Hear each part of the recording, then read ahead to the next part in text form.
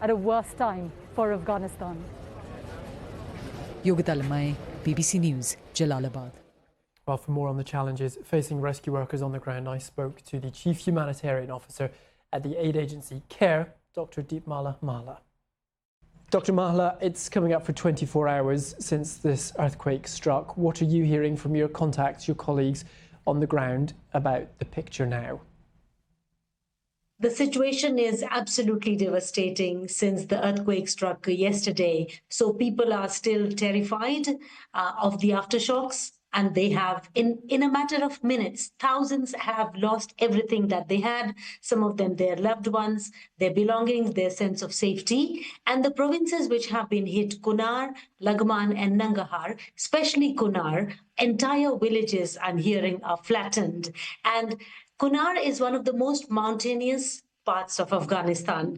It's very rugged, steep mountains, valleys, which means that it is very difficult for aid workers to reach the most vulnerable people.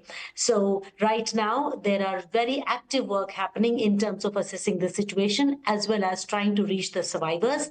It's a hugely urgent situation, and I'm hearing that people immediately need shelter, food, water, medical care, and also cooking items and warm clothes.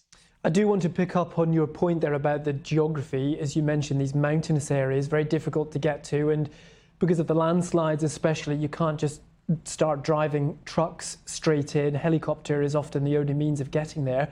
What do the next few days look like? So the roads have been cut off and blocked for many areas. That is making it harder. So I was catching up with my teams a couple of hours ago, and the UN humanitarian aviation flights have opened up for Jalalabad.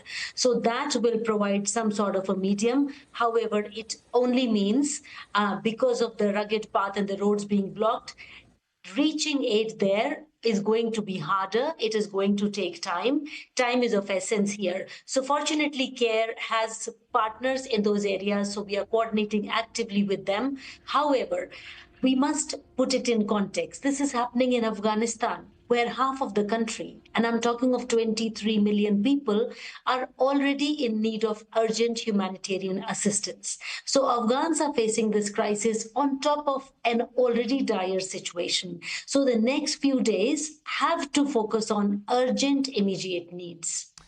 That difficult aid situation that you mentioned across the country, not just these areas hit by the earthquake, of course, hasn't been helped by the Taliban kicking out NGOs, aid organisations, foreign governments when they retook Afghanistan in 2001. How will your organisation and your partner organisations be able to work with the Taliban government? So for CARE and other organizations, I would say the singular focus is people who are vulnerable, people who are in need. And we would coordinate with the de facto authorities wherever it is necessary. And we have experience of working in the country for several decades, and we've responded to several disasters like the earthquake 2 years ago in Herat. So with that experience, coordinating with the de facto authorities when needed, but most importantly, with our strong community relationships, with our local partnerships, we would be able to deliver and reach people at a very urgent time. Does it concern you, though, that the Taliban might refuse or reject aid from other groups, meaning even more then falls on your shoulders and that you're just not able to get the resources that you need? That is not a moment of concern for us at the moment. This is not something that we have seen. What concerns me are two things. First, the response has to be well resourced.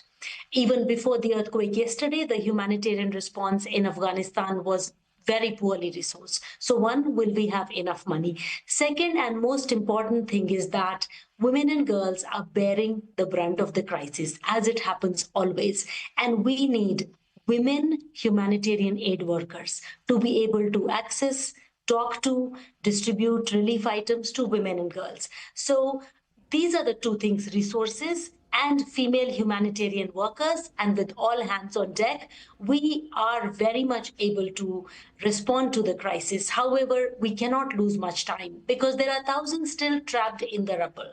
So the mountains which used to be their homes, they have become a trap when the earthquake hit. So we need to move swiftly with all the support that can come in for the Afghans. I'm glad you brought up women and girls. I was going to ask you about that. There is a concern that the women and girls who have been caught up in the earthquake won't receive the same care and attention as the men. Can you talk me through those challenges and how you will try to address that? It is definitely a challenge, and it's very important to have a strong understanding of the cultural context. However, I feel confident with organizations like CARE and several others who have been on the ground for decades and years, have the experience that is required to work and support the communities which are most vulnerable and women and girls who are bearing the brunt of the crisis. So if we work with cultural sensitivities, if we have female volunteers, if we engage with communities, with community elders, with the villages, with transparency, it is possible.